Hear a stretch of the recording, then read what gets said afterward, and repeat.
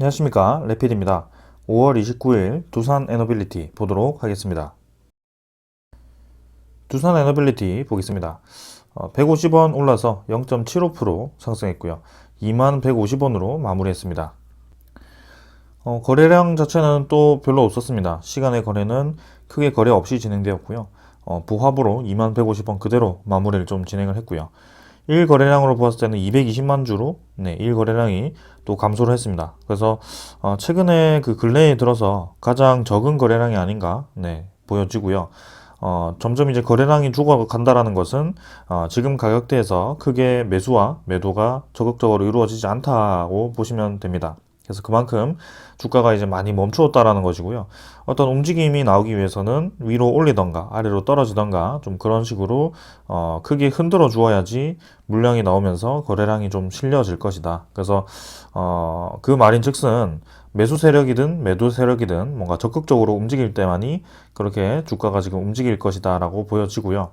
지금 그런 상황이다 라고 말씀을 좀 드리는 겁니다. 그래서 계속해서 이제 거래량이 증가할 때까지 우리가 좀 지켜보고 있는 상황이고, 그 거래량이 의미 있는 거래량이 나올 때까지는 크게 지금 상승하거나 떨어지거나 하는 것에 대해서 의미가 없다. 지금 이제 바닥 라인 잘 잡아주면서 지킬 라인 지켜주면서 진행을 하고 있기 때문에 크게 뭐 하락에 대해서 걱정할 필요도 없고, 상승한다고 해서 뭔가 뭐 의미 있다라고 보기도 힘들다. 그래서 의미 있는 거래량이라는 것은 저는 1000만 주 이상, 1500만 주 정도까지 그래도 거래량이 하루에 그 이상으로 나와줘야지 의미가 있다라고 생각을 좀 하고 있고, 그런 거래량은 최근에 근래에 들어서는 지금 작년 아니고 이제 올해 한 3월 정도, 그리고 작년 11월, 그 다음에 그 작년 이제 6월 정도, 5월 정도에 이렇게 거래량이 많이 실렸었습니다. 그래서 이런 정도의 거래량이 이제 점진적으로 좀 올라가는 그런 힘이 나와줘야지 우리가 좀 올라간다라고 생각할 수 있지, 지금 단계에서는 크게 움직임이 없기 때문에 거래량만 좀 기다리고 있는 상황입니다. 자, 금요일도 지금 뭐 크게 움직임 없이 진행되었고요. 자, 이제 계속해서 라인 자체를 형성을 하고 있습니다. 그래서 저점 라인 점점 높여주면서 좀 이제 단기적으로 어느 정도 또 세기형이 만들어졌고요.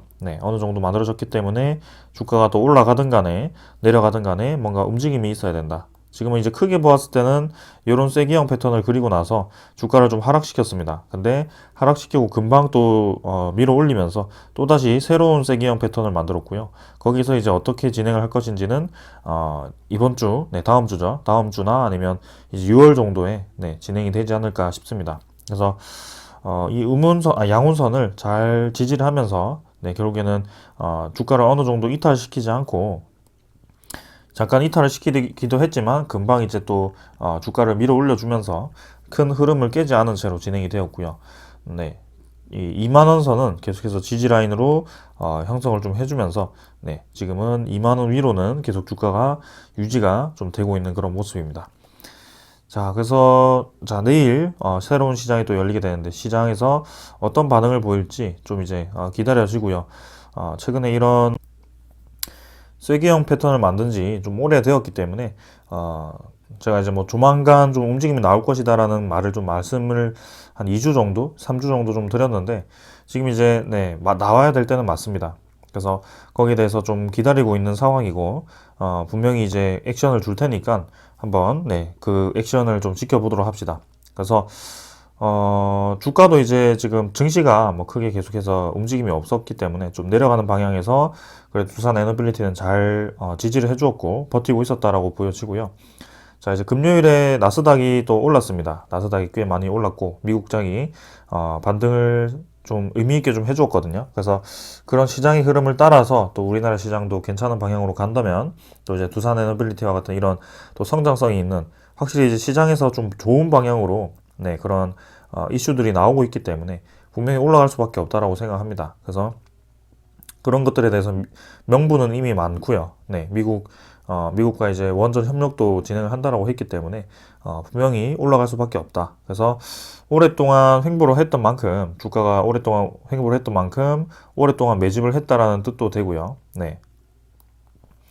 거기에 대해서 매수 수량만 좀 가볍게 붙어준다면 충분히 강하게 올라갈 수 있다라고 보여집니다.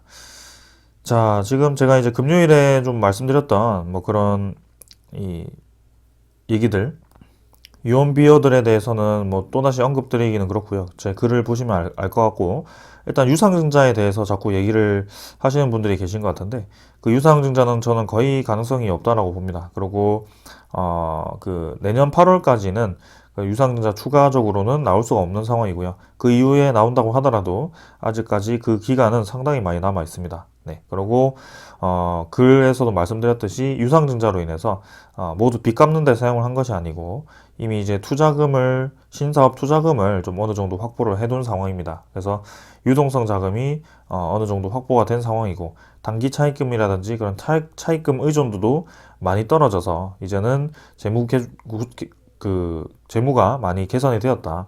그래서 신용도도 BBB 제로 안정적으로 이렇게 상향이 좀 되었었고요. 그래서 저는 뭐 두산 에너빌리티가 재무가 이전처럼 굉장히 불안정하다라고 했다면 추가 유상증자에 대해서 어느 정도 일리가 있다라고 생각을 했겠지만 지금 단계에서는 부채 비율도 많이 떨어졌고 네, 굳이 무리하게 유상증자를 새로 할 이유는 전혀 없다라고 하는 겁니다. 네, 그래서 그런 것들에 대해서는 지금 당장은 걱정할 필요는 전혀 없을 것 같고요.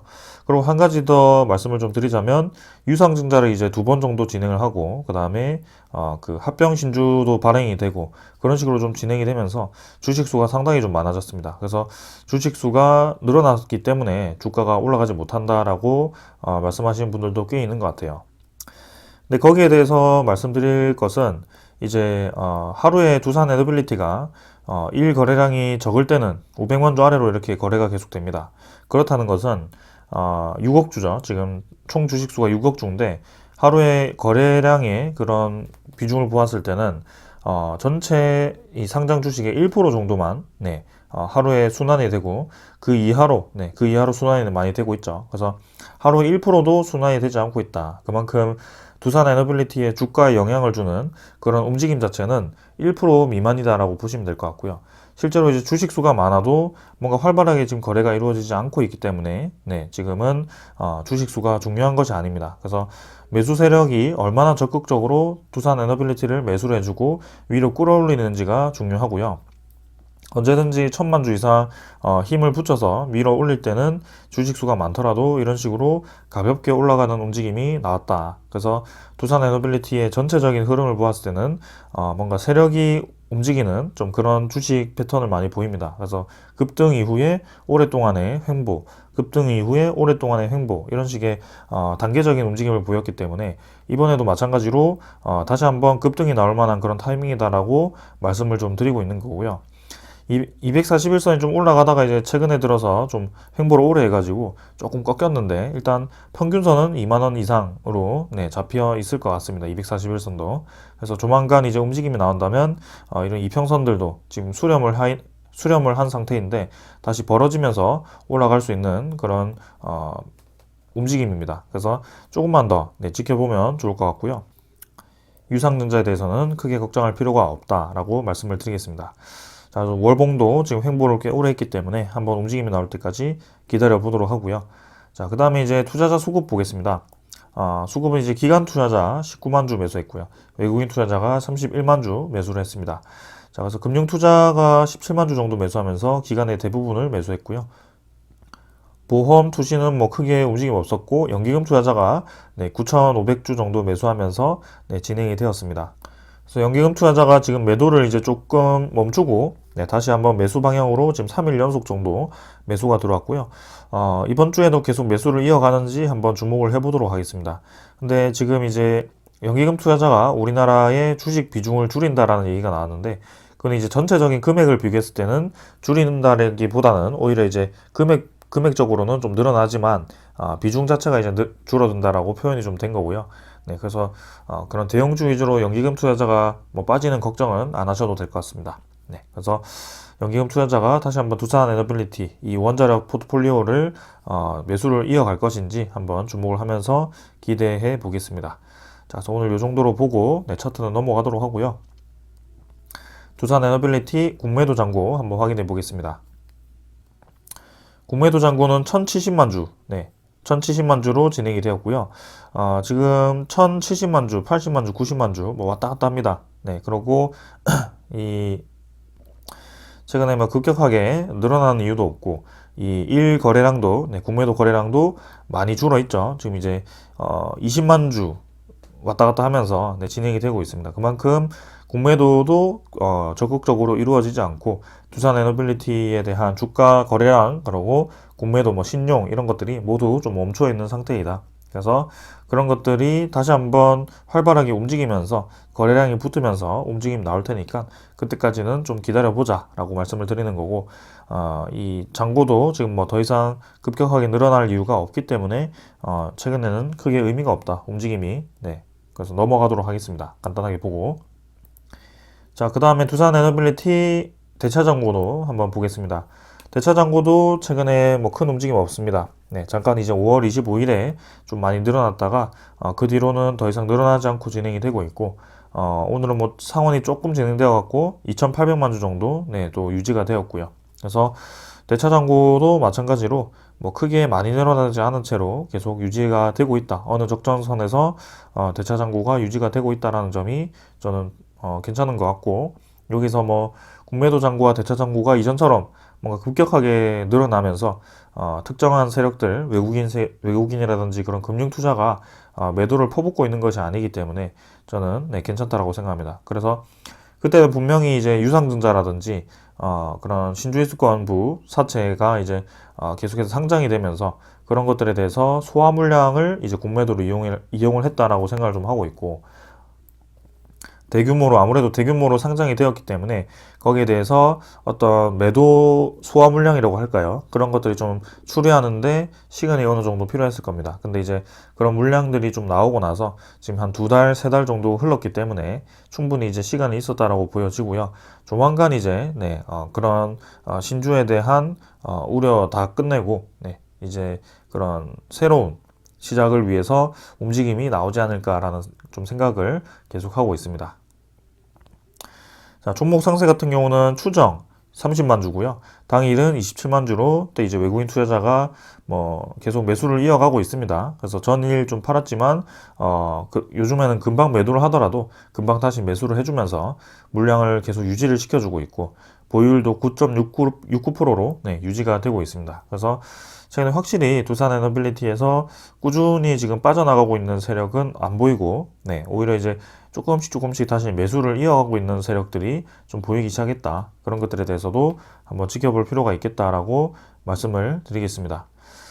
자, 그리고 뭐 금요일 뭐 이 움직임은 뭐 모간서울이 매수를 했고, 뭐 JP모간이 좀 매도를 하고 뭐 이런 식으로 진행이 되었고, 아마도 MSCI 관련해서 JP모간이 최근에 좀 자주 보였었던 것 같은데, 다음 주부터는 이제 MSCI가 이제 끝났기 때문에 거기에 대해서는 뭐 추가적으로 활발하게 거래가 되지는 않을 것 같습니다. 아무래도 30일이면 내일까지인가요? 내일까지일 수도 있을 것 같은데 한번 더 보도록 하겠습니다. 그래서 지금 뭐 수급적으로는 크게 빠져나가고 있는 수급이 없기 때문에 그대로 진행하는 것으로 보고 넘어가도록 하겠습니다. 자, 그 다음에는 이 미국의 뉴스케일이죠. 뉴스케일도 지금 주가가 좀 상당히 이제 반등을 많이 했습니다. 금방 이제 또 이렇게 고를 파면서 떨어뜨렸다가 그대로 또 반등을 해주면서 또 $10 수준으로 회복을 해주었고요. 두산 에너빌리티와 비슷하게 지금 뭐 크게 움직임 없이 좀 떨어지는 듯 하면서도 계속 이제 어떤 라인을 받쳐주는 그런 움직임이 지속되고 있습니다. 그래서 확실히 이 원자력 관련 종목들이 분명히 움직일 때가 되어 가고 있고요. 전체적으로 시장이 계속 파이가 커지고 있는 상황이기 때문에 긍정적으로 볼 수 있을 것 같다. 그래서 분명히 올라갈 거라고 생각하고 지켜보고 있습니다. 자, 그래서 조만간 좀 이제 그런 움직임이 나오길 기대하면서 오늘은 이 정도로 하고 넘어가도록 하고, 두산 에너빌리티 소식들 좀 설명드리면서 마무리하도록 하겠습니다. 자, 먼저 전해드릴 소식은 두산 에너빌리티의 영국 자회사죠. 두산 밥콕을 이제 프랑스 알트레드에 매각을 했습니다. 1,600억에 매각을 했고요. 이 두산 밥콕인데 자꾸 누가 두산 밥캣이라고 좀 얘기를 하면서 좀 이제 주주분들을 혼란스럽게 하는 분들이 좀 계신 것 같아요. 뭐 악의적으로 좀 그렇게 얘기를 하는 것 같은데, 두산 밥캣이 아니고 두산 밥콕이라는 것을 좀 알고 계셨으면 좋을 것 같고, 두산 밥캣은 여전히 이제 수익을 잘 내는 자회사 중에 하나입니다. 자, 아무튼 두산 밥콕은 이제 발전소의 핵심 설비인 보일러 원천 기술을 보유한 기업이고요. 세계 4대 엔지니어링 기업 중 하나로 전 세계 30여 개 국가에 발전용 보일러를 공급을 했다라고 합니다. 그래서 현재 이제 영국 등을 중심으로 발전 화공 플랜트 서비스 사업을 전개를 하고 있고, 박호곤 지난해 매출 5,100억, 단기 순수 수실은 230억 원을 기록을 했습니다. 근데 이제 이거를 이제 두산 에너빌리티에서 정리를 좀 하면서 1,600억에 프랑스 기업에 넘기는 그런 작업을 했고요. 그래서 두산 에너빌리티가 이제 두산 중공업 시절에 이제 2006년에 이제 두산 박콕을 인수를 했었고, 그 이유는 발전용 보일러 원천 기술을 확보하기 위해서 이제 인수를 했었고요. 지금은 이제 그런 기술을 이미 내재화를 시켰습니다. 그래서 이 매각을 하더라도 여기에 대한 사업을 진행을 할 수 있고, 네, 지금은 기술을 다 가지고 있기 때문에 매각에 대해서 크게 두산 에너빌리티 입장에서 손해보는 이유는 없습니다. 그래서 지금은 유동성을 가지기 위해서 두산 박폭을 좀 이제 매각을 한 것 같고, 1,600억 정도를 이제 이 유동성 자금을 확보를 했다라고 보시면 될 것 같습니다. 자, 그래서 제가 뭐 그 두산 밥켓에 대해서, 파생 상품에 대해서 발생할 수 있는 손실에 대해서 한 1,200억 정도라고, 지금 현재 수준으로 1,200억 정도가 발생할 수 있다라고 말씀을 좀 드렸고요. 그 파생 상품을 이제 지금 당장 정리를 했을 경우에는 그렇게 손실이 발생하지만, 또 이제 그거를 만기 기간을 늘려가지고, 네, 두산 밥켓 주가가 또 올라갈 때까지 또 시간을 벌 수도 있는 방법이 있습니다. 그래서 지금 당장 발생한다는 손실은 아니고요. 일단 그런 1,600억 정도 이렇게 그 다른 자회사를 매각해서 현금 유동성을 확보를 해둔다면 이제 미래에 발생할 수 있는 그런 손실들에 대해서 어느 정도 여유가 있을 것이다라고 좀 그런 차원에서 말씀을 드리는 거고요. 네, 그리고 그런 이제 파생 상품 손실은 이미 이제 그 오래전에 2018년부터 좀 두산 에너빌리티가 두산 중공업 시절에 별로 이제 재무가 많이 악화되어 있을 때 좀 불리하게 진행되었던 계약들이기 때문에 지금 이제 그런 것들을 하나하나씩 해결해가는 과정이고, 지금 재무는 상당히 이제 많이 개선이 되어서 진행이 되고 있다. 그래서 앞으로 발생할 수 있는 그런 손실들이 조금 더 남아있긴 하지만 그런 것들 때문에 두산 에너빌리티가 다시 어려워진다라고 보기에는 어렵고요. 네, 앞으로 이제 신사업들에 대한 그런 성장성과 함께, 그 다음에 그런 국가적인 차원에서 이 원전 사업이라든지 아니면 다른 수소 사업이라든지 그런 것들을 지원받으면서 국가적으로 이제 그런 지원을 해준다니까, 네, 많이 기대가 됩니다. 그래서 그런 것들을 살펴보면서 계속해서 지켜보시면 될 것 같고요. 자, 그 다음 소식은 수출입은행이, 네, 이제 원전 수출 기업과 간담회를 개최를 했다라고 합니다. 그래서 한국수출입은행이 국내 기업의 원전 수출 동향을 청취를 하고 수은 금융지도 제도를 설명하기 위한 원전 수출 기업 간담회를 개최를 했다라고 합니다. 그래서 한국전력, 한국소련 원자력, 그 다음에 두산 에너빌리티, GS에너지 등 원전 수출 기업의 해외 사업 담당 임직원과 그 다음에 한국 원전 수출 산업협회 관계자가 참석을 했다라고 하고요. 수은 이제 간담회에서 우리 기업이 입찰 참여 중인 대형 원전 사업 수주를 위해 발주처에 금융 지원 의사를 표명을 하고, 운영 중인 원전 교체 사업에 금융 솔루션을 제공하고, 그 다음에 소형 모듈 원자로 SMR 기자재 수출 및 해외 SMR 사업 개발을 위한 기술 개발과 기업과의 금융 협력 방안을 설명을 했다라고 합니다. 그래서 이 말인즉슨 이 원전 산업을 진행함에 있어서 좀 많은 비용이 들어가기도 하고, 네, 그죠? 큰 프로젝트다 보니까 어떤 기업이 이제 그런 금액을 다 부담을 했을 때는 상당히 이제 큰 프로젝트를 진행하기에는 차질이 생길 수 있으니 국가적인 차원에서 저런 금융 지원이 필요하다라고 좀 말씀을 드렸었는데요.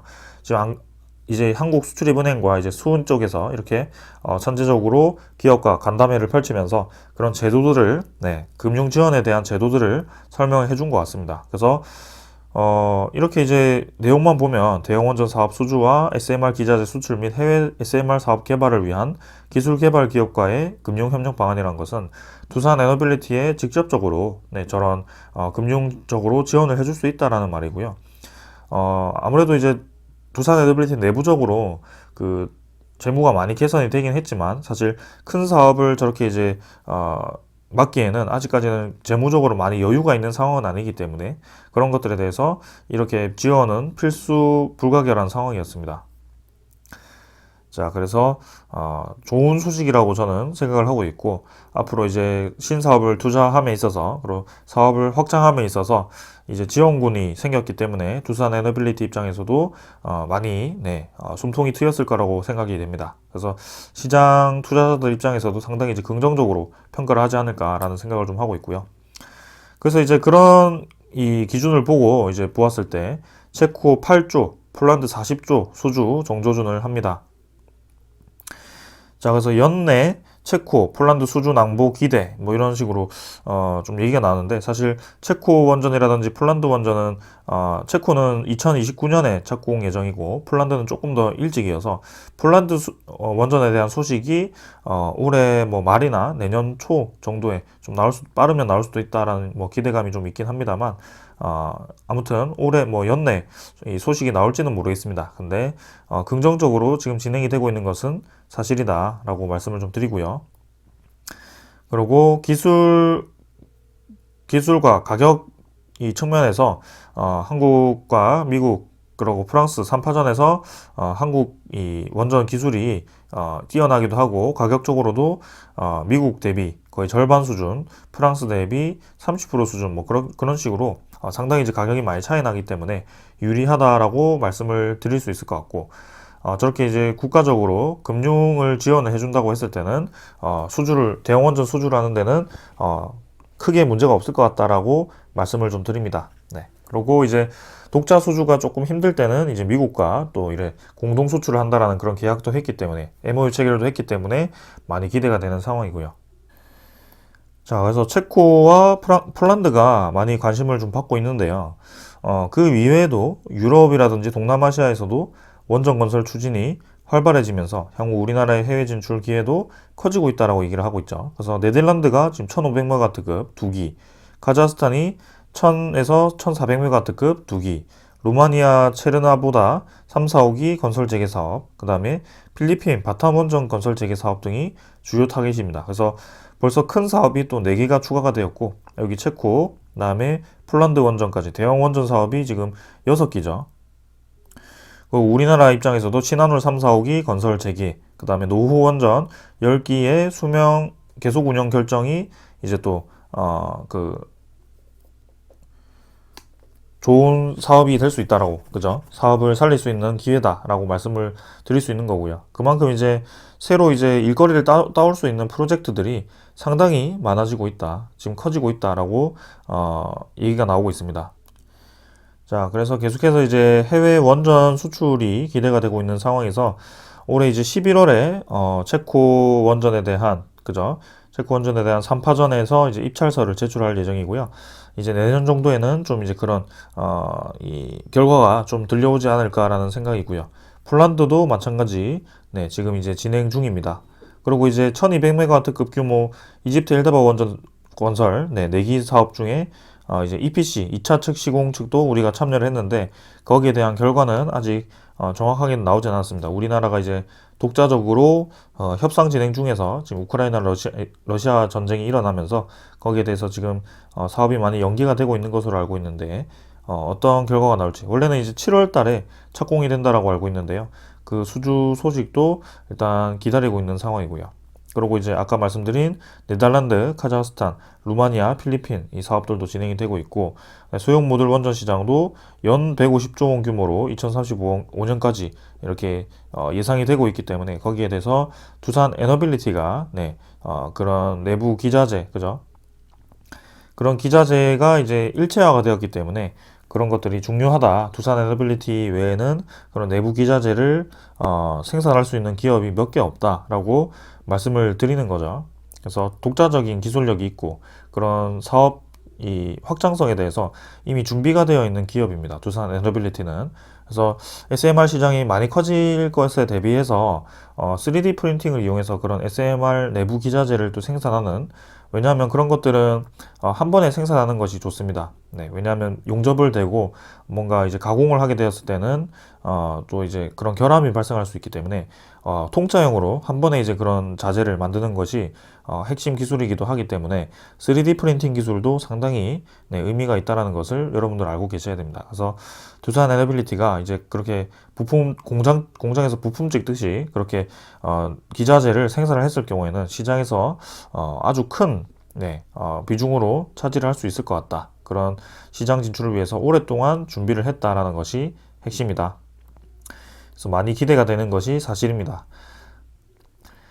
그래서 앞으로 이제 수주에 대한 소식이 종종 들려올 것 같고요. 저렇게 해외에서도 이제 네덜란드 포함해서 필리핀도 진행하고 있고, 뭐 영국도 이제 진행할 거고요. 프랑스도 진행할 거고, 여러 가지 중동, 뭐 사우디라든지 그런 중동 쪽에서도 원전 그 건설 계획이 들려오면서 네, 점점 이제 그런 우리에게 떨어지는 기회가 많아질 거라고 생각하고 있습니다. 그래서 시간이 지날수록 두산 에너빌리티에 대해서 좋은 환경이 만들어지고 좋은 시장이 형성이 된다는 것은 지금 변함없는 사실이고요. 네, 확정된 사실입니다. 그래서 거기에 대해서 뭐 주가가 좀 흔들린다고 해서 우리가 그런 소스들까지 그런 시장들까지 부정적으로 평가할 이유는 전혀 없다라고 보고 있고요. 네, 없는 유상증자 계획까지 만들어가면서 그런 망상을 하면서 좀 불안정한 그런 이 생각을 하는 것은 좋지 않은 거라고 저는 생각을 하고 있습니다. 그래서 철저하게 그런 분석 데이터와 그다음에 나와 있는 그런 소식들 가지고만 좀 생각을 하셔야지